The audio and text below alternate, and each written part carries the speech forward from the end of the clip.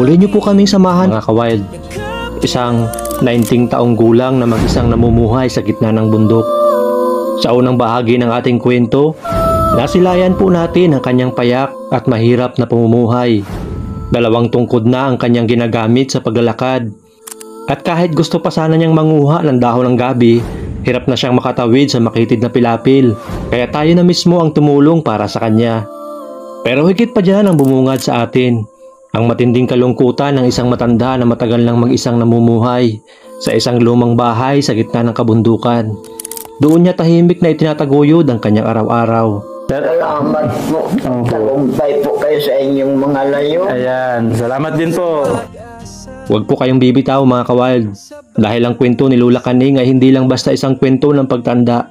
Ito ay isang paalala ng katatagan, pagmamalasakit at pag-asa. Opo.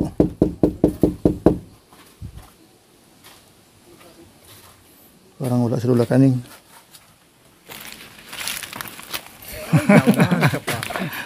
Ayos pa. Maliliit pa yung iba.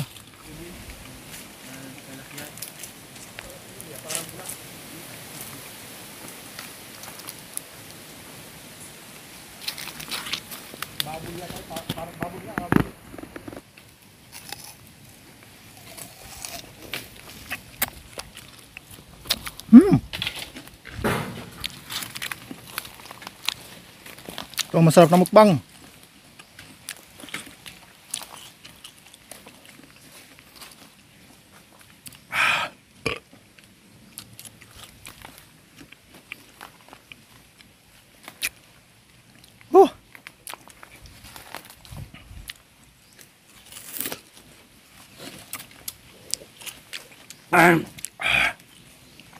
Tamis.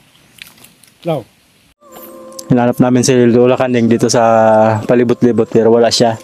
Di natin alam kung kailan siya babalik pero babalik-balik tayo mga ka-wild para ibigay ito sa kanya pinakabigay ni Mama Margie. Ayan, so sa ngayon babalik muna tayo mga ka-wild. Baka mga ilang araw balikan natin, tingnan natin kung narito si Lola Kaning.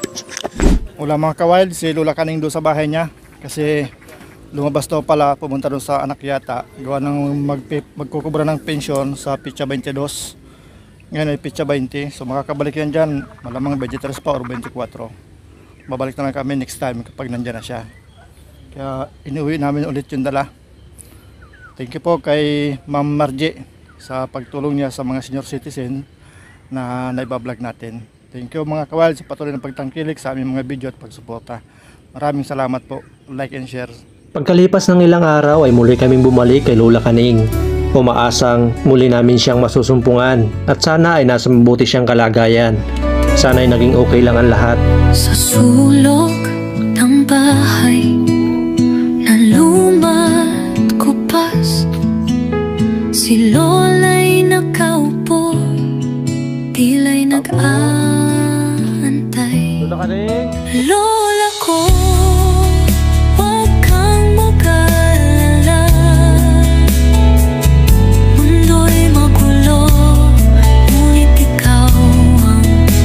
Lola Kaning?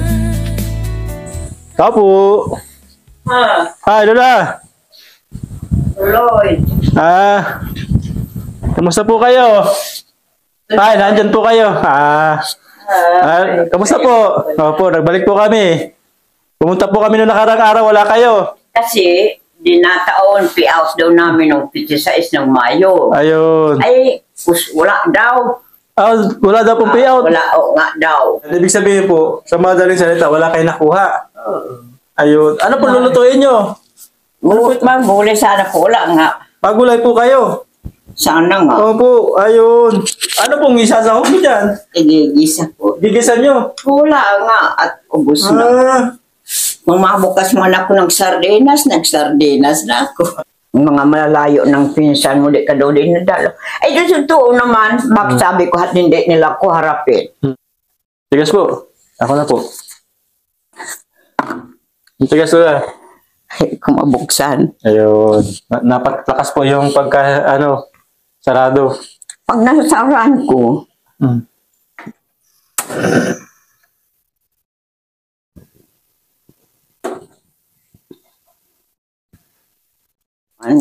isa kong palaking panganay. Sabi niya, Nanay, ipakuha kita. Sabi ko, o, mabubuhay mo kaya? Isa ka rin byuda. Mag-tiis na lang tayo. Byuda yun, nasa Laguna. Nasa Laguna po. Ay, mas maganda po doon. Malakas-lakas pa po yun. Paalagaan po kayo. Dito nga ni sabi siya, ay, hindi ko alam kung masarap, kung ano lasa nito. Sulok ng bahay na lumat kupas, si Lola'y nakaupo, tila'y nag-aantay. Paalalang siya'y iniwang nag-iisa lang. Lola ko, huwag kang Sabi ko nga doon sa ako, matagal na ito. Opo. Hindi man ako makakuha ko. Pag pinipreso ko, matigas. Iniulam ko paggabi. Ayan po tuyo na yan. Matagal na po yan. Oo. Ayun. Ganyan ang luto. Talagang wala. Sabi nung kapatid ko, Ate, ako hindi nagluluto. Pasalamat ka sa aming anak. Kung hindi pa ako sa iyo ng ambus ng isa, wala sa akin mag-aasikaso. Kabakawal. Kasi kabakawal yung ulayin. Yung dinala natin sa kanya, 20 kilos na bigas. Ayan o. Nanay, inilalahok yan, isda. Sa kalahati pa, di pa nababawasan ni Lola yung bigas. Tapos yung mga dilata, nandun pa, yung biskwit. Hindi nyo pa pala, Lola, halos na, ano po? Alin? Yung mga dinala namin. Nandiyan pa din. Sabihin, kaunti-kaunti lang talaga pong kinakain nyo. Sardinas? Opo, yung... Meron pa. Yung bigas. Yung mga biskwit. Talaga pong kaunti-kaunti lang kayo kumakain. Biskwit. Tapos nasukal. Kaya mga kawal, talagang sipid lang kung kumain to si Lola. Kaunti lang. Sipin nyo yung dinala natin, o kaunti lang na bawas. Sabi ko nga, napunta nga yata kayo, parang pinaltan ninyo ang gatas ko. Ang malambot pa, yung talbos. Yan po ba yung talbos o yung matigas na? Yeah, matigas na nga ito. May dala ulit kami sa iyo.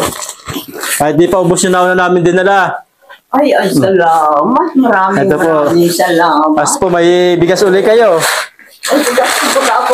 Okay, para po matagal maubos. Dito po, mayroon po itong biskwit. May, papakita. Marami pong salamat. Marami. Sila nagsasabi, hindi ko man ikako alam, hindi man kung ikako sila kilala.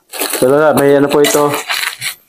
May dilata, may noodles. Kumakain po ba kayo ng noodles nila? Oo. Ayan, tapos... Meron nga ako. Ang isang ganyan, dinadalawa ko. Dalawang kain. Ayan, may natitira pa ako. Kinain ng daga kagabi. Kinain ng daga. Ito po. Para po, dapat pala nito Lola, nakatali. Maraming mga dilata po ito, tapos noodles Lola. Kung wala kayo, ay di, wala din ako. Ayun. So, talagang hirap ako kung kailan talaga ako abutan doon. Tapos yung bigas nyo Lola, kahit dahil napansin ko, napakatipid nyo sa bigas. Palagi ko, abutin po ng taon itong bigas na to. So, kami pala dadala dito ay grocery lang muna. Maubos ko siya sa isang taon pa. Ang dami-dami. Maraming salamat. Nagpadala po niyan Lola ay si Ma'am Margie. Ayan, para po at least di na po kayo paparahanap no iba niyo pong pangangailangan. Maraming sa biyayang ikinaloob ninyo sa akin na kayo ay tinulungan ng dahil sa paghihirap kung binigyan ng Panginoon ng biyayang makapagtulong sa katulad kung mahirap. Hindi lang naman ako ang tinutulungan. Opo, marami din po. Salamat ako ng malaki at maski ako hindi nagupan, natagpuan nila sa pagsisikahin nila. Opo. Kaya ikako, Panginoon, salamat ikako sa biyaya mo. Tulong ng mga taong nakapunta dito sa akin. Roon mo yan, isang taon, di ko yun mauubos. Ayan. Ilagay po namin doon kasama yung bigas. Yan na lang. Nagtutulo kaya dyan. At tumutulo po dito. Kung bigas Lola. Yan sa loob at madaga dito. Dapat hindi siya naka... Ang dami. Po. Lola, kami po din na rin magkatagal. Kayo po ba kakain na? Hindi pa naman. Ay, di pa naman at nag-snap kaya ako. Nag-stack po kayo. Ayan. Kami po itutuloy na rin. May pupunta na po kami sa Panglola. Maraming salamat. Pagpalain po kayo ng Panginoon. Ayan. Salamat po.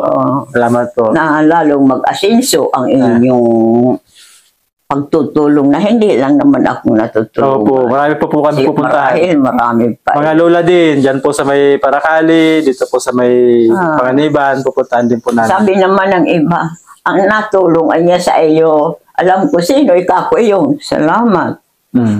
Maski isang taon di ako sobra pang isang taon po. Opo. At yung bigas na dala ninyo, hindi ko pa naman. At yung dinala sa akin nung Disyembre ni Anggi, hanggang ngayon na mayroon pa din. Mayroon pa yun. Yung yan, yung may palayan. Kailangan niyo po si Wilma. Hello po. Wilma. Magandang umaga po. Magandang umaga po. Kasi Yan, si Vilma. Talagang sakto-sakto Oh, ano si mama mo? Ayan. Siya po yung si ate. Oo, yan ang nagdadala sa akin. Ayun, si ate. Hindi kayo nag-message sa amin. Anong atin? Ano sinabi ni ate? Nagpunta ako sa Tayo kanya. dito. Ano yan? Nagulog na sa tayo. Sabi ko, madiretso ako kay nanay. Opo. Kumusta na si mama mo? Ay, ayos na po. Ayan. Ano po yung gamot? Barley po. Ayun. Ano ito? Kape. Kaping barley. Opo. Maraming salamat. Talagang pag matinawag sa Diyos, hindi natutulog. Natulong siya sa mga tumatawag sa Kanya. Noon, at salamat lalo doon sa nagsabi sa inyong nagbalita. Kung sino man siya. Kampulyo, magapo. Maraming salamat. Kung sa kanang buhay pa, hindi ko malilimot. Araw-araw, nagdadasal ako. Sabi ko po, tulungan ninyo yung mga tumutulong sa akin. Huwag ninyo siya pabayaan sa mga paglalakbay.